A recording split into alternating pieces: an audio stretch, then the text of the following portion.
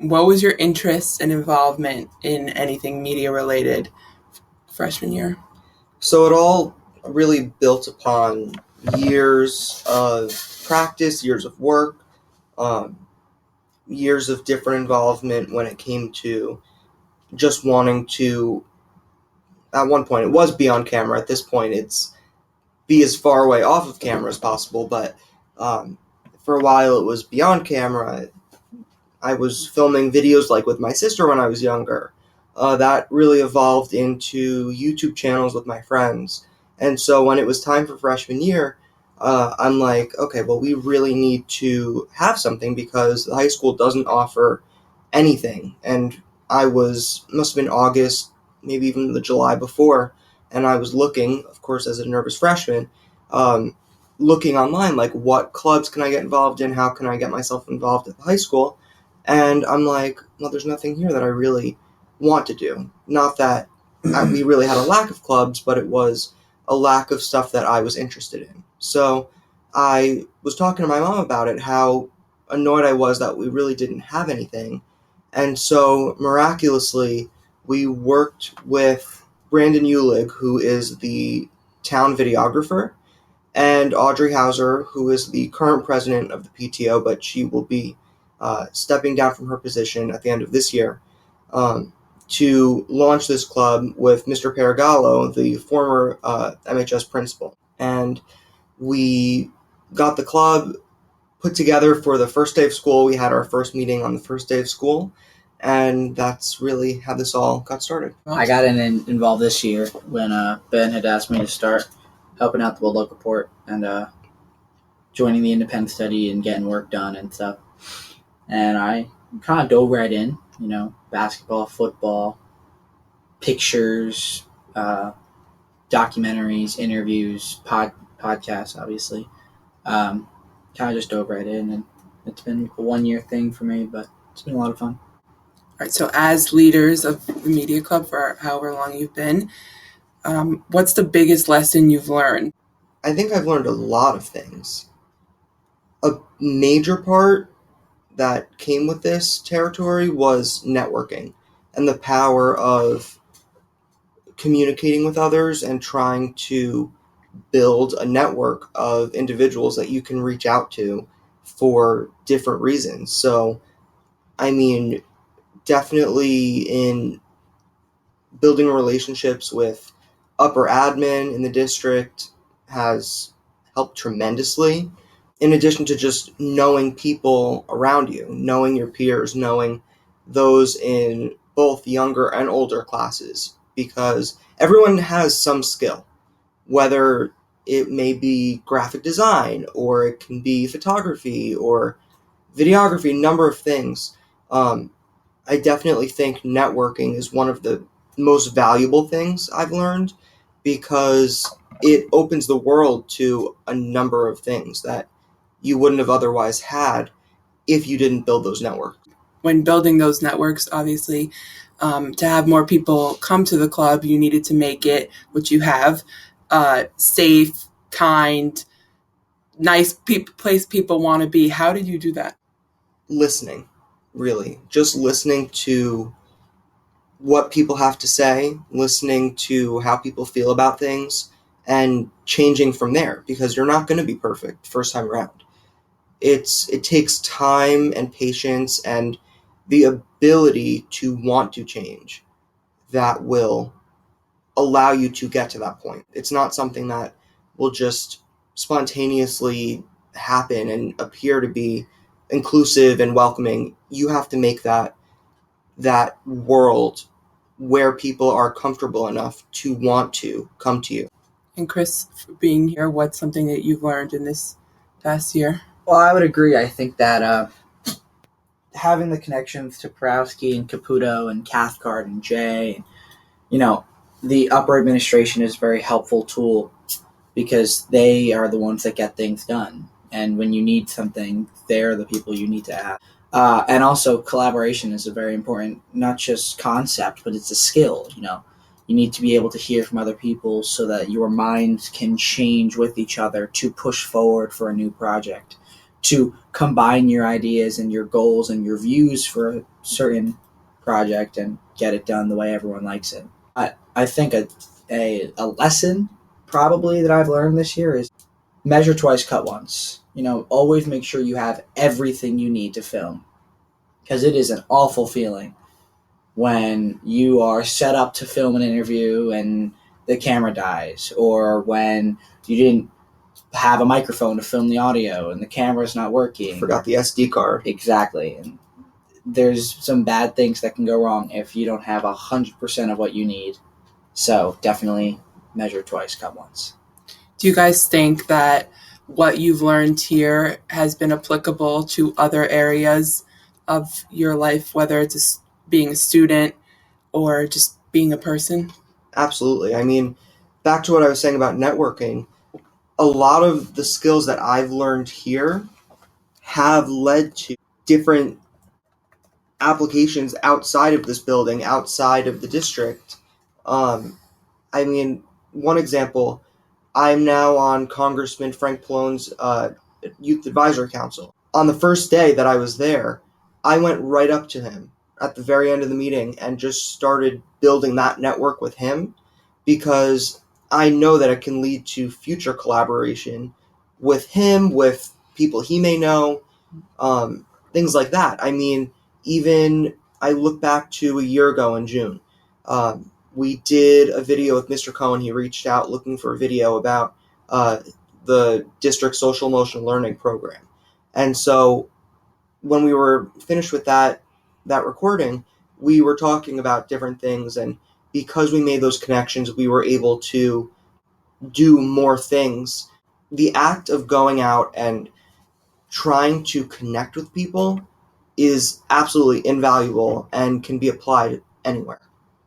And Ben, for you, you have a lot of leadership posts. You've been on many different committees and other groups. How do you think that the media club, has led you to those places?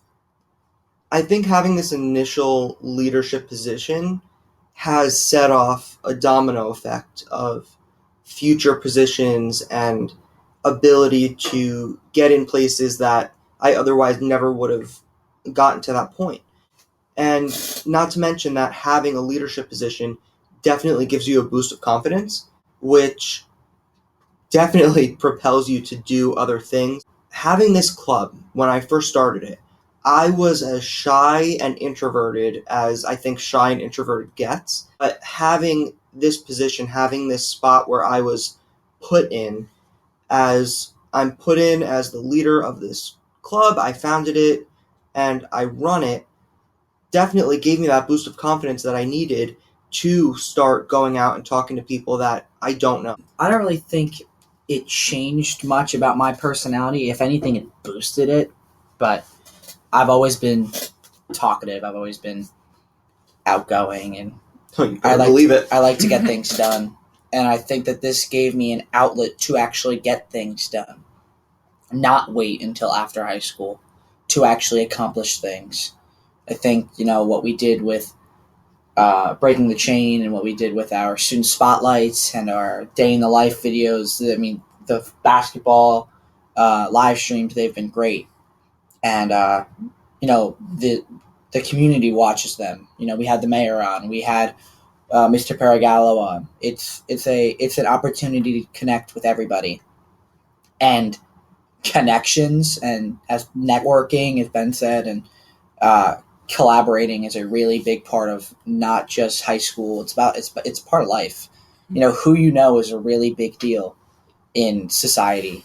And Mr. Cathcart might not talk to us as if he's much, but he's the athletic director of the whole district, and he has connections. And Ben, being in his office up until now, gave him an outlet to talk to Mr. Porowski, talk to Mr. Syke, talk to Mr. Paragallo, Caputo, Cohen, the board members. And now he's on the board of ed.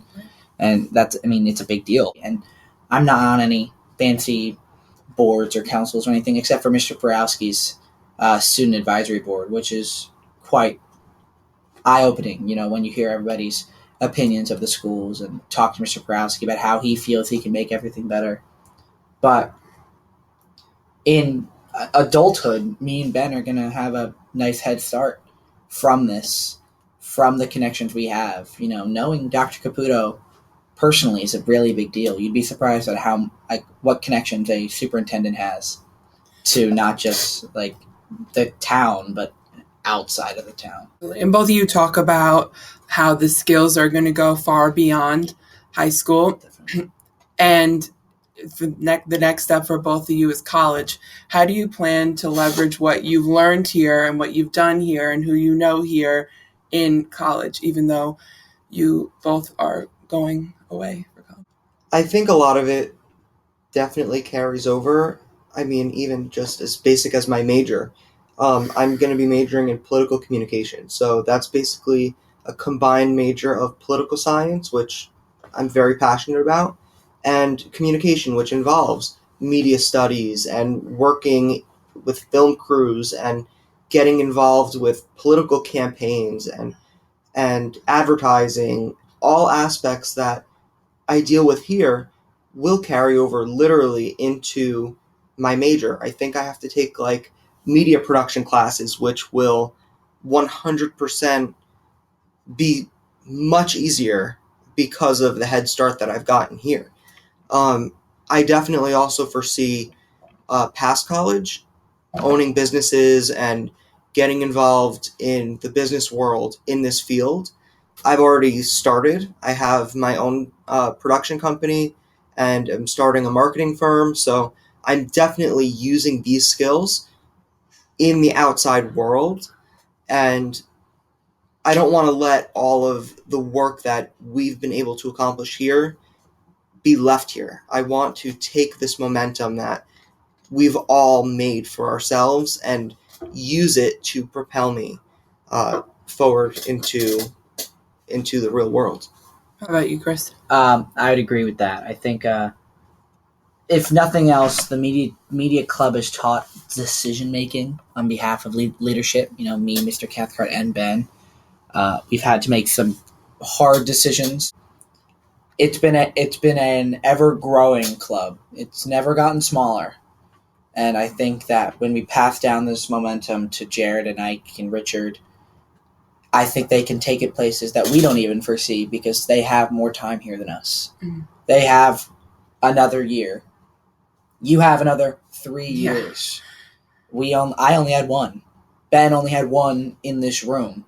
Right. This was our first year. This wasn't as big as it was. It's bigger because we have a room, because we have the media office that people know is the media office. They know if they want to get involved, they know who to talk to and where to go. And I think that it's been a really important opportunity. And in college, Marist doesn't have a political communications major. We have political science, and I'm not taking a communications minor, but I am getting involved in the Marist Circle, which is the college newspaper, the Marist Red Fox TV or whatever it's called, which is kind of what we do here, but it's a daily radio, video ensemble kind of thing. And I've seen their studio. It's a lot similar to what we have here, just the next level. Right. Obviously, they have ties with Fox News and CNN, so they get their donated equipment, which is a huge deal. And I know me and Ben are constantly trying to get upgraded equipment. So constantly, everywhere it goes through the same troubles as we do. Go all the way up the chain, all the way to the top media companies. They're always trying to make things better. And we're always trying to make things better than we are. The idea of trying to make things better, how have both of you kept yourself, I think humble might be the right word, in the sense of, there's always room to improve. I can always go a step higher. And then still celebrating the victories that you have had. I think that there's always room for improvement. I don't think anyone should ever settle for where they are. Everyone should always, always, always try to go higher than where they are. There's no such thing as the top. There's only bigger. And, looking at what we have now, we're in great shape for what we need. But there will come a day, probably next year, in October or November, when the junior or senior says, I want to do this, and we don't have the equipment to do that. Or we just got the equipment to do that. So now we're like, okay, yay, we can do something. There's always room for improvement. And I mean, to your point about being personally humble and not letting that part get to you, I definitely think keeping in mind that you can always be replaced is something that motivates you to be better.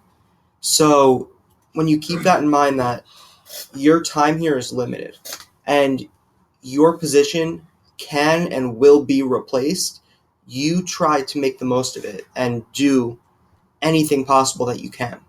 So I think it's invaluable to keep that in mind. Yeah, and to Ben's point, it's not just here.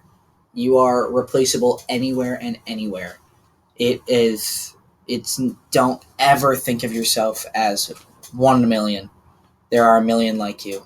You're 1,000,001. And, like I could go to college and be the editor of whatever, and then a week later, I can get kicked out, and there you go. Someone else can edit just as well as me, probably better. And so it's important to know your strengths and to show off your strengths, even, to bosses, to teachers, to professors, to everything like that, to prove who you are so that you don't get replaced. And you guys both talk about that replacement. Obviously, being your senior year, you have a lot of people like myself, as well as Jared and Ike and Richard, and among others who have come in and are trying to learn the ways of the club to, in a way, be your replacement when you are off at college. And I have to say, I've never felt an ounce of jealousy or like, this is my place. Like, how have you done that? How have you thought of the people coming up as not being jealous at them? Well, I actually would say that I've already been replaced. I think Jared has already taken over. Oh, 1,000%. Vice presidential For sure. seat. And I think Ike is doing a fantastic job as well with, getting the reins and taking control. They've already said they're probably more productive than I ever was because they see what we have. They got the fresh eyes on everything and they need to change it. They want to change it. And I've tried and tried and tried, and they'll try and try and try. Change does not happen fast. I have no doubt Jared and Ike will take this club. They'll probably relocate and triple the size and budget, and there's no limit to what we can do. It's just a matter of who takes control and who we talk to and when it happens. And I think we definitely made a good decision in who we chose. Yeah. To assume this position because we put a lot of thought behind it. Especially because they're friends. Right. They're close. We had a number of potential people who we thought would be great to assume the roles, but knowing their strengths and knowing that they cumulatively, between Jared, Richard, and Ike, together, they are like a power team. Like they do not wait. They get stuff done. And that's why we chose them. We knew that they would be the ones that can propel this to where I think this can go in the next year, followed by the next decade. I know who they end up choosing next year once their seniors graduating. Who they choose will also be people that are just like that, with the same drive, the same momentum, the same people who want to bring this program to the next level. And you said drive and momentum when describing good leaders like Jared, Ike, and Richard. What are some other qualities of a good leader? Someone who is willing to listen, someone who is not going to let a title get to their head, someone who is humble and down to earth and on the same level as everyone else. Just because you have a title, you have a separate name, you still need to be one and the same as everyone else. Because you are. I mean, in this particular scenario, you are still a student at Metuchen High School. You still have your classes you have to go to. You still have the credits you need to get. You still need to maintain good grades. You are still the same as everyone else. You just have extra responsibility. That's the only difference. in being a leader. Yeah, you can take leadership however you want, but at the end of the day, you're still a senior in high school, and your priority is graduating. Like, it doesn't matter how many documentaries you made or anything like that. Your goal is to get good grades, have your teachers like you. Me and Ben are graduating in 17 days, 18 days. 18 days. So, it's a milestone for our lives, graduating high school. Everyone does it, but it's not everyone. It's a big deal. And I think that what has happened in this room has been incredibly helpful to my personality, to my future. But I also think that what has happened in this school has had also a bigger effect. My classes, my teachers, those connections, the connections to, Miss Blaze, Mr. Robbins, Mr. Messenger in the band room, Mr. Flynn in the band room. All my teachers have had an impact on, obviously, my high school time, but it's also had an impact on my education. And, the time I spend in the hallways is nothing compared to the time I spend with the people in the school. And Chris, it made me think of when you're talking about graduation. You guys are at the top of high school right now. You have, like you were saying, so many connections. You're seniors in high school, and you're going to go to college and be back to freshmen. How does that, what do you think about that? I see it as a clean slate, being able to not necessarily reintroduce myself, but allow myself the ability to try new things. I feel at this point that, I don't know if Chris feels the same way, but we have had the chance to try everything here and get involved in most things here. So I feel like, reached the limit of what is possible here. I'm very excited to be the underdog again and have a new sense of drive and motivation to push myself to try new things and try new opportunities that are available to me. I think that excites me. Also, needing to prove myself as a freshman excites me, because no one knows me. And that's reassuring in a sense that I can show up and bring my current skills to the table while also learning new ones and building my own skill set through that. In response to Ben's, I would probably sum it up as, I think that, yes, I'm reassured that I have a clean slate, but at the same time, I don't really see myself as the underdog. I think I see myself as the dog that hasn't walked in yet. People don't know who I am. You're about to find out. I think that having the opportunity to start clean is a good thing, but at the same time, I think it's a hopeful thing to show people who you are, to meet new people, to make new friends. Yeah, and so I wanted to move on a little bit. We talked a little bit about the future of the club, but more for, as Ben, both of you were saying, down the line. Just have that in mind with these questions. So I wanted to ask, what would you like to see changed here? And what do you want to stay the same? It would be nice to have a significantly larger space, a studio space to record in, a nice news desk with monitors. I foresee a control room. I agree with Ben.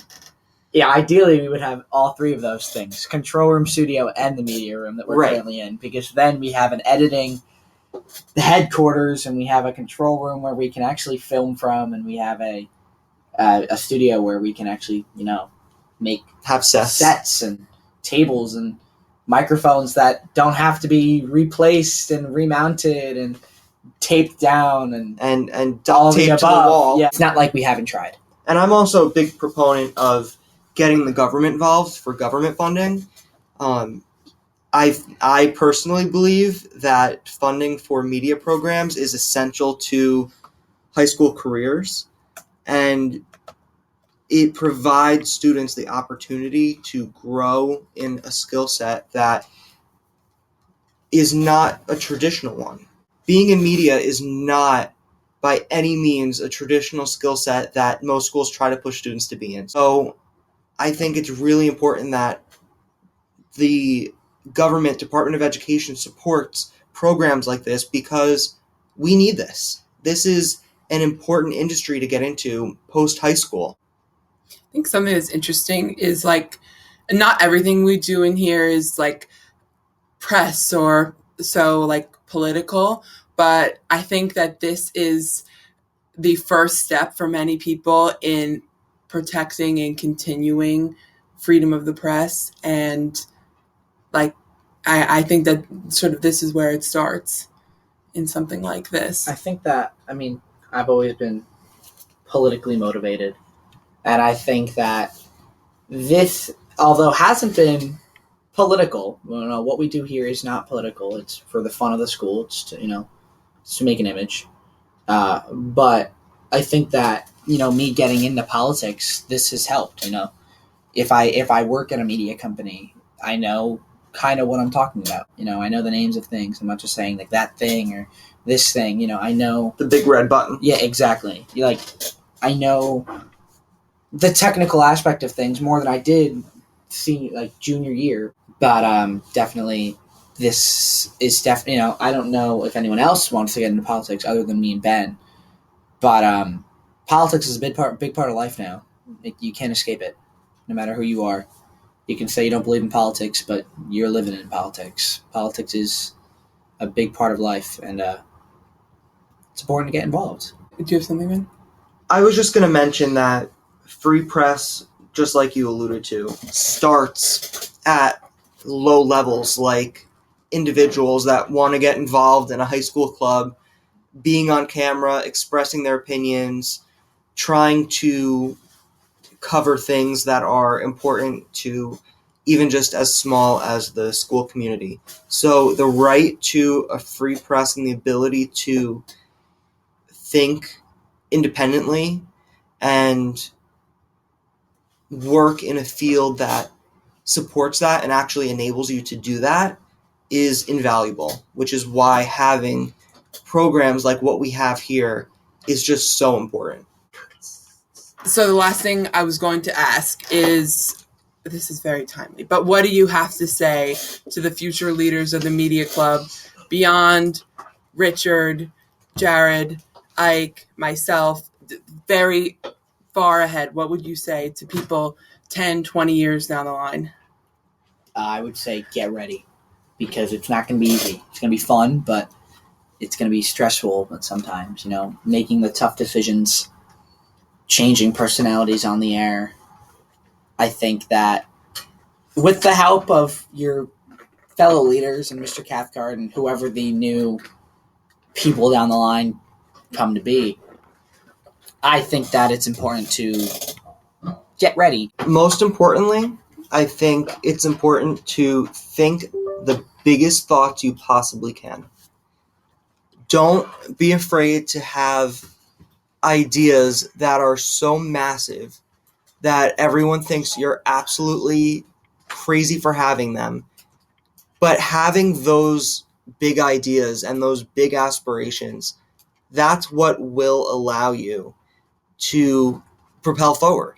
And while you may not eventually be able to get to those big goals, you are going to get farther than if you didn't have them at all.